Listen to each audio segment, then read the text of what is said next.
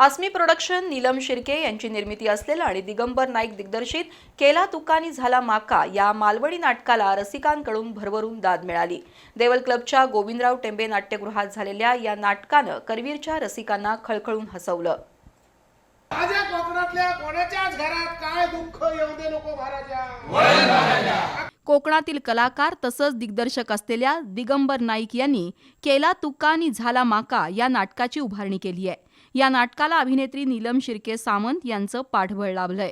आस्मी प्रोडक्शनच्या या नाटकात तळ कोकणातील रोजच्या जीवनातील घडामोडी, गावच्या नदीवरील पुलाचा विषय असो किंवा देशाच्या विकासाचा मुद्दा यासोबतच मालवणी भाषेला जागतिक स्तरावर नेण्याचा प्रयत्न अत्यंत प्रभावीपणे मांडण्यात आलाय।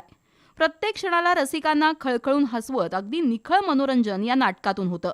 या नाटकाचे सध्या सांस्कृतिक विभागाकडून प्रयोग सुरू आहेत, त्याला रसिकांचा प्रचंड प्रतिसाद लाभतोय।